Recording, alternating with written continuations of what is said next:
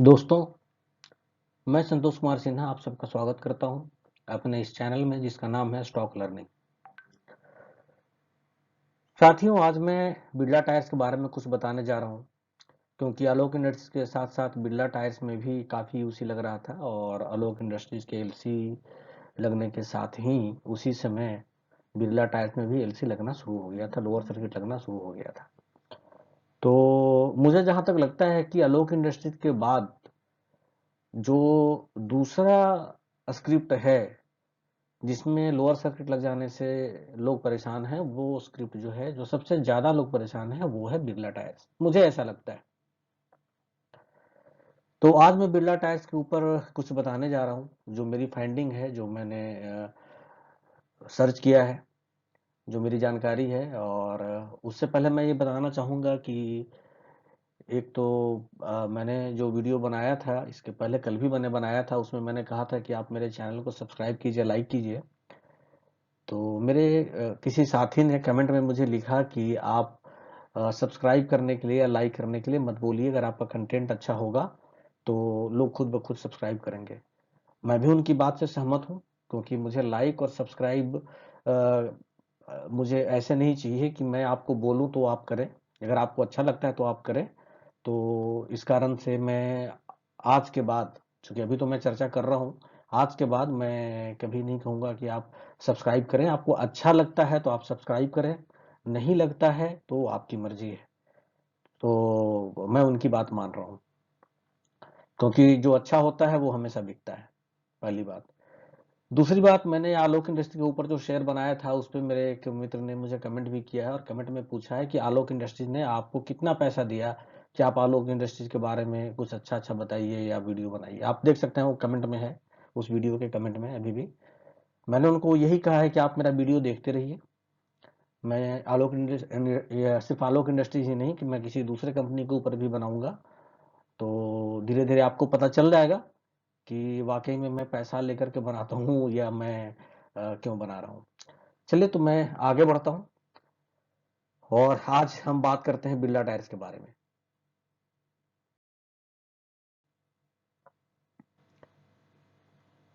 दोस्तों, आज हम कुछ चीज़ों की बात करेंगे। सबसे पहले तो बिरला टायर्स के बारे में हम उसका हिस्ट्री और उसके बिजनेस के बारे में कुछ जानकारी लेंगे कि बिरला टायर्स की हिस्ट्री क्या है। बहुत लोगों को नहीं पता है क्योंकि ये कंपनी अभी भी लिस्टेड हुई है, तो बहुत लोगों को इसकी जानकारी कम है। तो आज हम इसके बारे में विस्तृत में बात करेंगे। दूसरा, हम इसके फिनेंशियल के बारे में बात करेंगे कि बिल्ड इसका क्या हिस्ट्री रहा है, क्या फिनेंशियल पोस्ट करते रही है कंपनी। तीसरी बात है कि हम सेपरेशन की बात करेंगे क्योंकि आप सब लोगों को पता है कि बिरला टायर पहले केशोराम इंडस्ट्रीज के साथ थी और बाद में बिरला टायर को अलग किया गया। तो कब किया गया, क्यों किया गया, कैसे किया गया, हम इसकी भी चर्चा करेंगे क्योंकि मेरा शुरू से हमेशा उद्देश्य यही होता है कि मैं जो भी आपको बताऊं वो पूरी जानकारी दूं ताकि आप उसका फंडामेंटल पहले समझ सकें। उसके बाद हम बात करेंगे स्टॉक लिस्टिंग, इसका हुआ था, कब हुआ था, कितने प्राइस पे हुआ था और इसमें शेयर होल्डिंग पैटर्न कितना है, प्रमोटर्स का कितना है, पब्लिक का कितना है, फिनेंशियल इंस्टीट्यूशन का कितना है, ये भी मैं आपको बताऊंगा। क्योंकि दोस्तों, ये बहुत छोटा वीडियो 5 मिनट या 10 मिनट का मैं बना सकता हूं, मगर मुझे नहीं लगता है कि मैं 5 या 10 मिनट में आप लोगों को विस्तृत में समझा पाऊंगा। क्योंकि सिर्फ अगर ये मुझे बताना होगा कि यूसी कब लगेगा तो मैं एक लाइन बोलूंगा कि यूसी परसों से लगना शुरू हो जाएगा या मंडे से लगना शुरू हो जाएगा या फ्राइडे से लगना शुरू हो जाएगा और वीडियो मेरा हो जाएगा खत्म। तो मुझे वैसा काम नहीं करना है, मुझे आपको बताना है। अगर आप इसमें इन्वेस्टेड हैं और आप इन्वेस्टर्स, अगर आप ट्रेडर हैं तो आपको बहुत ज्यादा जानकारी होगी क्योंकि ट्रेडर्स को काफी ज्यादा जानकारी होती है, तभी वो निकलता है और मार्जिन बुक करके निकल जाता है। लेकिन अगर आप इन्वेस्टर्स हैं तो आपको ये समझना चाहिए कि आपने इन्वेस्ट किया है तो किस शेयर में इन्वेस्ट किया है और इसमें रुकना है, होल्ड करना है या बेच के निकल जाना है या अभी और एक्यूमुलेट करना है। तो इसलिए आपके पास पूरी पूरी जानकारी होनी चाहिए। फिर आगे हम कंक्लूजन पे पहुंचेंगे कि अब हमें करना क्या चाहिए। एलसी लगा हुआ है, हमारे पास जो शेयर है उस शेयर को अब हम क्या करें, अभी होल्ड करें, क्या करें। तो और मैं ये नहीं बताऊंगा कि आपको क्या करना है, ये डिसीजन आपको लेना है। मैं जो सच्ची सही तस्वीर है वो तस्वीर मैं आपके सामने रख दूंगा कि ये तस्वीर है, ये सच्चाई है इसकी, ये इसका फंडामेंटल है। अब आप देखिए आपको क्या करना है और वो डिसीजन आपको लेना है क्योंकि मैं सेबी से ऑथराइज्ड कोई एडवाइजर नहीं हूं और मैं दे भी नहीं सकता किसी को एडवाइस कि आप खरीद लो या बेच दो। ये आपको डिसीजन लेना है। मैं सिर्फ कंपनी के बारे में पूरी पूरी जानकारी आपको देता रहूंगा। तो आइए आगे बढ़ते हैं। अब हम बात करेंगे हिस्ट्री और एंड ओवरव्यू। कंपनी का क्या हिस्ट्री रहा है उसके बारे में हम बात करेंगे। तो सबसे पहले आप देखिए, केशोराम और बिरला टायर्स दोनों एक ही ग्रुप में थे, मतलब एक ही साथ थे दोनों दोनों कंपनी। और ये केशोराम इंडस्ट्रीज में ये दोनों आते थे, केशोराम और बिरला टायर्स। और ये पूरे का पूरा जो है वो आदित्य बिरला ग्रुप की कंपनी है, यानी आदित्य बिरला जो है इसके हेड है। और उसी के अंदर केशोराम इंडस्ट्री थी और उसी के साथ बिरला टायर्स, यानी दोनों साथ में बिजनेस दोनों का हो रहा था, केशोराम का और बिरला टायर्स का। ठीक है। और केशोराम जो है वो सीमेंट बनाती थी, उनका काम था सीमेंट बनाने का। और बिरला टायर्स जो था वो टायर्स बनाता था। ये दोनों का अलग अलग बिजनेस था, बिजनेस अलग था मगर दोनों एक ही ग्रुप में थे, केशोराम इंडस्ट्री ही दोनों काम कर रही थी। ठीक है। तो सीमेंट जो बन रहा था, वो सीमेंट जो ये बनाते हैं अभी भी, उसका नाम इन्होंने रखा बिरला शक्ति। तो बिरला शक्ति के नाम से ये सीमेंट बना रहे थे। और टायर्स जो इन्होंने बनाना शुरू किया उसका इन्होंने नाम रखा बिरला टायर्स। टायर्स के लिए इन्होंने जो प्लान बनाया, अभी हम सीमेंट के बारे में चर्चा नहीं करेंगे क्योंकि आज हमारा जो फोकस है वो बिरला टायर्स के ऊपर है, तो हम ज्यादा सीमेंट के बारे में चर्चा नहीं करेंगे, केशोराम के बारे में। तो जो बिरला टायर्स था, इसका इन्होंने जो प्लांट बिठाया था, पहला प्लांट, वो बालासोर उड़ीसा में इनका पहला प्लांट इन्होंने लगाया था। और इसमें कारोबार अच्छा हो रहा था, बहुत अच्छा हो रहा था, कंपनी प्रॉफिट भी अर्न कर रही थी, तो काम इनका बहुत अच्छा चल रहा था। उसके बाद इन्होंने क्या किया कि लक्सर उत्तराखंड में इन्होंने एक दूसरा प्लांट लगाया टायर मैन्युफैक्चरिंग के लिए। और ये जो लक्सर का जो प्लांट था इनका उत्तराखंड में जो इन्होंने बनाया था, उसकी कैपेसिटी 3 गुना ज्यादा थी बालासुर वाले से, यानी बालासुर से 3 गुना ज्यादा प्रोडक्शन वो कंपनी कर रही थी। तो ये ऐसे करके इन्होंने अपने टायर के बिजनेस को एक्सपेंड करना शुरू किया। अब आगे देखिए क्या हुआ। आगे हुआ ये कि जैसा मैंने आपको बताया कि बिरला टायर्स ने दो अपने मैन्युफैक्चरिंग यूनिट बनाए, एक बालासोर उड़ीसा में और दूसरा लक्सर उत्तराखंड में। और लक्सर का जो यूनिट इनका प्लांट था वो 3 गुना ज्यादा प्रोडक्शन करता था बालासोर से। अब क्या हुआ कि लक्सर में इन्हें कुछ परेशानी आने लगी और इनका जितना बड़ा मैन्युफैक्चरिंग यूनिट था, जितना बड़ा प्लांट था, ये उसको फुल कैपेसिटी पे यूटिलाइज नहीं कर पाए, मतलब ये पूरा पूरा फायदा नहीं उठा पाए जो इनके पास मशीनरीज थी। तो हुआ क्या कि उसके कारण इनको काफी परेशानी होने लगी और ये धीरे धीरे नुकसान में जाने लगे और धीरे धीरे इनके ऊपर बैंक का कर्ज जो है वो बढ़ता चला गया। उसके बाद लास्ट में इन्होंने क्या किया, जब इन्होंने देखा कि कर्ज बहुत ज्यादा हो गया है, तो इन्होंने अपने लक्सर वाले प्लांट को सेल कर दिया। लक्सर वाले प्लांट को इन्होंने जेके टायर को सेल कर दिया, वहां से इन्होंने अपना सारा वाइंड अप कर लिया। और अब इनका सिर्फ और सिर्फ एक यूनिट बचा, वो बालासोर उड़ीसा का, जिसमें कि इनका प्रोडक्शन चल रहा है। अब हुआ क्या, अब ये हुआ ये कि अब फिर भी इनका जो है टायर का बिजनेस, वो बालासोर जो पहले कंपनी प्रॉफिट बुक कर रही थी और फायदे में चल रही थी, अब बालासोर की कंपनी भी इनकी नुकसान में चलने लगी और वो कंपनी हमेशा लॉस करने लगी। तो एक तरफ बिरला टायर लॉस कर रहा था और दूसरी तरफ जो बिरला शक्ति था वो प्रॉफिट में जा रहा था। मगर हुआ क्या कि चूंकि दोनों एक ही ग्रुप में दोनों बिजनेस थे, टायर का भी और सीमेंट का भी। तो सीमेंट की कंपनी जितना प्रॉफिट कमा रही थी, बालासोर की मतलब ये बिरला टायर जो है वो ज्यादा नुकसान कर रही थी। तो इससे क्या हो रहा था कि कंपनी हमेशा नुकसान में जा रही थी और वो नुकसान का कारण था बिरला टायर का ज्यादा नुकसान में, ज्यादा ना ज्यादा लॉस करना। तो केशोराम इंडस्ट्रीज के ऊपर, चूंकि ये दोनों बिजनेस कंबाइन थे, तो केशोराम इंडस्ट्रीज के ऊपर जो है वो कर्ज आना, उन्होंने मतलब कर्जे में चली गई कंपनी, नुकसान में चली गई कंपनी। और फिनेंशियल जो है उनका वो काफी ज्यादा डाउन होता चला गया। तो उन्होंने 2014-2015 में जो लॉस बुक किया था, वो लॉस हुआ था उनको 476 करोड़ का। अगले साल 2015-2016 फाइनेंशियल ईयर में उन्होंने जो लॉस बुक किया था वो किया था 388 करोड़ का। उसके बाद 2016-2017 में जो उन्होंने लॉस बुक किया था वो किया था 66 करोड़ का।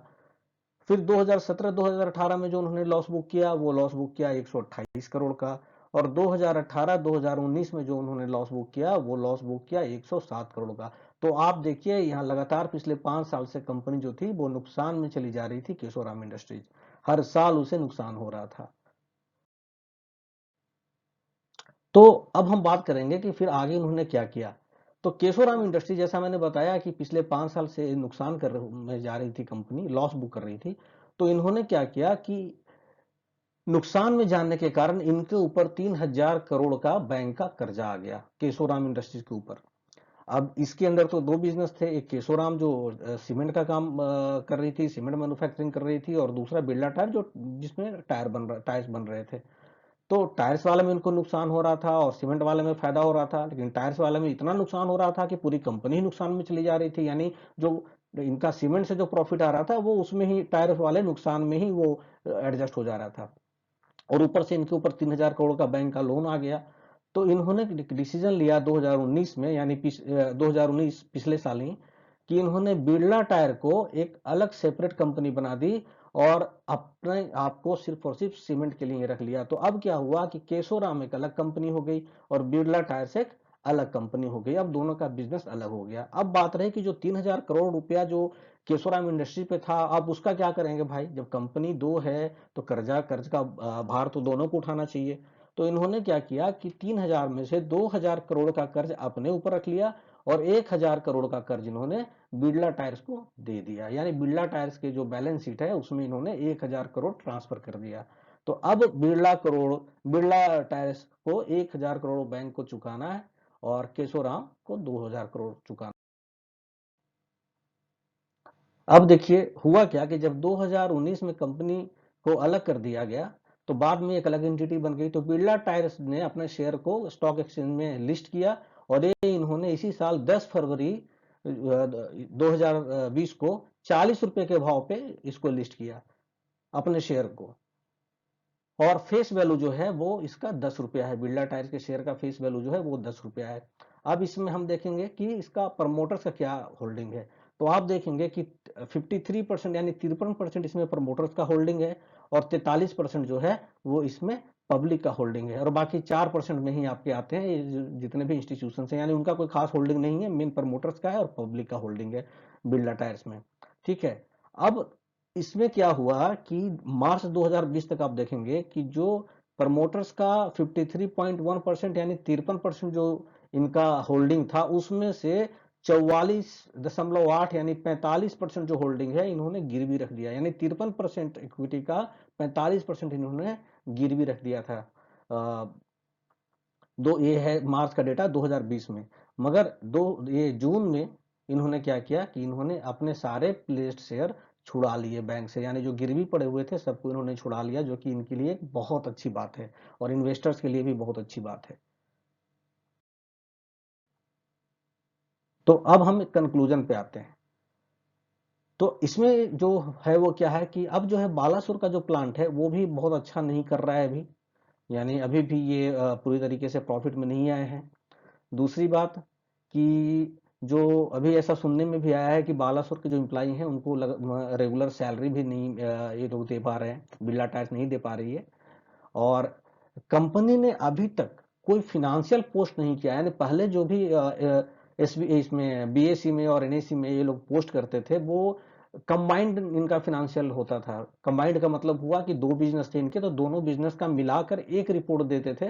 तो उस रिपोर्ट से पता ही नहीं चलता था कि कहाँ से, मतलब टायर से जो है इनको कितना प्रॉफिट आया या जो है इनको सीमेंट से कितना प्रॉफिट आया। तो ये फिनेंशियल इनका एक्सचेंज से पता नहीं चल पाता था।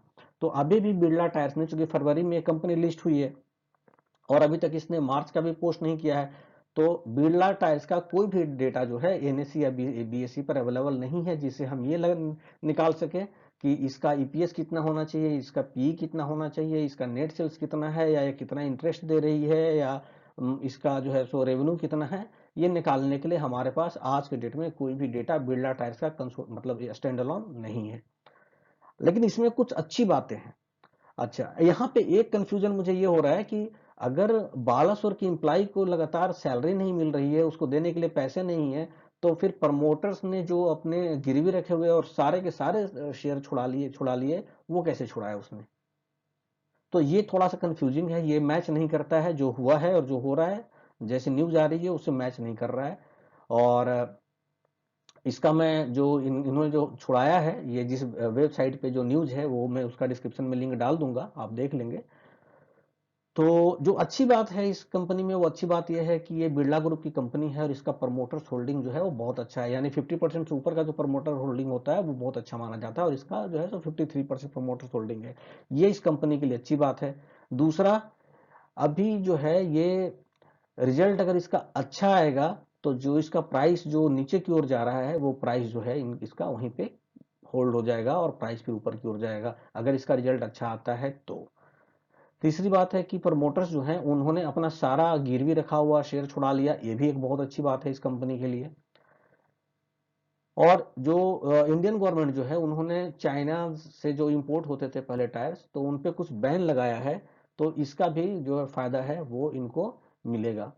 और उम्मीद की जा रही है कि ये जो कंपनी है, अगर इसको अभी जो ये कंपनी अगर लॉस में जा रही है तो उसको कोई अगर अच्छे पार्टनर्स मिल जाते हैं जो कुछ स्टेक ले करके और इसमें कुछ लिक्विडिटी करते हैं, तो भी एक सपोर्ट मिलेगा कंपनी को, कंपनी के फाइनेंशियल को, या इसको कुछ ऐसे क्लाइंट्स मिल जाते हैं जिनके साथ ये टाई अप कर लेती है। क्योंकि इस उम्मीद पे ही जो शेयर का जो प्राइस अभी भागा था, वो इस उम्मीद पे भाग रहा था कि अब बिरला टायर्स अलग हुई है, अब ये कोई नया पार्टनर, नया किसी के साथ कोलैबोरेशन करेगी या नए क्लाइंट्स ढूंढेंगी। जैसे आप देखते होंगे बहुत सारी ऐसी कंपनियां हैं, जैसे आप जेके टायर का एग्जांपल ले लीजिए, अपोलो का ले लीजिए, इन्होंने किसी न किसी जो है वो कार कंपनी से, कार मैन्युफैक्चरर्स कंपनी से, व्हीकल मैन्युफैक्चर कंपनी से इन्होंने टाई अप किया हुआ है कि आपका जो भी जो है जिस मॉडल का भी कार निकलेगा उसमें मेरे कंपनी का ही टायर लगेगा। तो आप देखते हो कि कंपनी से जो नई गाड़ी आती है उसमें किसी में अपोलो का टायर लगा हुआ है, किसी में जेके टायर लगा हुआ है, किसी में गुडियर्स लगा हुआ है। तो ऐसा ही उम्मीद की जा रही है कि बिरला टायर जो है ये भी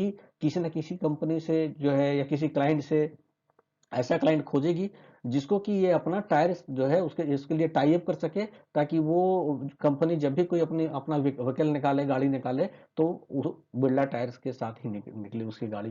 तो ये इस उम्मीद पे भी लोग हैं कि अगर ऐसा कुछ मिला तो भी इनका शेयर जो है वो ऊपर जाएगा। तो अभी जो शेयर है तो उसमें मैं ये बोलूंगा कि लोगों को उम्मीद थी कि ये कंपनी फरवरी में 40 पे लिस्ट हुई है तो लोग इसको ऊपर की ओर ले जा रहे थे, मगर इसका कोई फिनेंशियल वैसा आया नहीं था। अभी भी देखिए मार्च का फिनेंशियल क्या पोस्ट करती है बिरला टायर्स, तो उसके बाद ही इसके बारे में कुछ कहा जा सकता है फंडामेंटली। बाकी टेक्निकल एनालिसिस तो वो तो अलग चीज है, वो तो कोई नहीं बता सकता आपको बिल्कुल एक्यूरेट कि ये कब उठेगा कब क्या करेगा। लेकिन मुझे ऐसा लगता है कि कंपनी जो है वो जिस तरीके से इसने अपना शेयर जो है जो प्लेस शेयर था उसको छुड़ाया है, इसका मतलब है कि कंपनी का फिनेंशियल कुछ न कुछ तो जरूर सुधरा होगा। तो ये चीज हमें नजर आएगा जब ये अपना फिनेंशियल पोस्ट करेगी, उसके बाद मुझे लगता है कि इसमें यूसी लगना यानी ऊपर की ओर शेयर भागना जो है वो शुरू हो जाएगा, ये मुझे ऐसा लगता है। तो आपको मेरे ख्याल से कम इसके रिजल्ट तक होल्ड करना चाहिए, क्योंकि ये अभी इसने एक भी रिपोर्ट अपना पोस्ट नहीं किया है, या इसमें कभी भी आपको न्यूज आ सकता है कि ये कंपनी जो है इसने कोई नया ऐसा क्लाइंट एसोसिएट ढूंढा है जो कि परमानेंटली जो है इसका जो टायर्स है ये वहां कंज्यूम होता रहेगा। तो मैं इसी बात के साथ अपना ये वीडियो यहीं समाप्त करता हूँ, और मैं कोशिश करूंगा आगे भी मैं कोई और वीडियो दूसरी कंपनी को लेकर के बनाऊं जो ज़्यादा, जिसमें मेरे भाई लोग फंसे हुए हैं या जिसके बारे में जानना चाहते हैं, मैं उस पर कोई वीडियो बनाऊं। तो आगे मैं ये बताना चाहूँगा कि ये जो भी मैंने आपको बताया है वो मैंने रिसर्च करके जो मुझे मिला है उस पे मैंने आपको जानकारी दी है। मैं किसी को एडवाइस नहीं दे रहा हूँ कि आप कहीं पे इन्वेस्ट कीजिए, बिरला टायर्स का शेयर खरीदिए या बिरला टायर्स का शेयर बेचिए या होल्ड कीजिए। और अगर आपको इन्वेस्टमेंट करना हो तो आप अपने फाइनेंशियल एडवाइजर से ज़रूर कंसल्ट कीजिए। और दूसरी बात यह है कि मेरे बहुत सारे मित्र जो हैं वो मुझे मेरा फ़ोन नंबर चाहते हैं। तो होता क्या है कि मैं आईटी प्रोफेशनल हूँ, मैं पूरे दिन अपने काम में बिजी रहता हूँ, तो मैं देख नहीं पाता व्हाट्सएप में अगर मैसेज भी आएगा तो मैं देख नहीं पाता, क्योंकि बहुत सारे ग्रुप से भी मैसेज आते हैं, बहुत आपको पता है आजकल व्हाट्सएप पे कितने ग्रुप्स हो गए हैं, तो मैं शायद उसको मैनेज नहीं कर पाऊंगा, इसलिए मैं अपना नंबर तो नहीं देता। हालांकि बहुत लोगों के पास मेरा नंबर है, मैं जिस जिस ग्रुप में लोगों ने मुझे ऐड किया है उनके पास मेरा नंबर है, लेकिन मैं अपना ईमेल आईडी दे रहा हूँ इसमें, जो इस चैनल का ईमेल आईडी है stk.learning@gmail.com। मैं एक बार फिर से रिपीट कर रहा हूँ इसको, stk.learning@gmail.com। तो आपको अगर ऐसे तो आप कमेंट में जो भी लिखेंगे मैं हर किसी का रिप्लाई देता हूँ, आप लोगों ने नोटिस किया होगा, क्योंकि मैं कमेंट सेक्शन देखने के लिए भी अलग से समय निकालता हूँ, और मैं जो भी मेल चेक करना होता है उसके लिए भी मैं अलग से रोज मैं टाइम निकालता हूँ, तो मैं ये भी मेल चेक करता हूँ। तो अगर आपको कुछ बोलना है, कुछ ऐसा जो आप कमेंट में नहीं लिख सकते, या कुछ आपको अगर मेरे साथ शेयर करना है, तो आप इस ईमेल आईडी पे आप भेज सकते हैं उस कंटेंट को, मैं देखूंगा और जैसा भी होगा मैं आपको जवाब दूंगा। ठीक है, और तो धन्यवाद। इसी के साथ मैं अपना वीडियो यहीं खत्म करता हूँ। नमस्कार, जय हिंद, जय भारत, वंदे मातरम।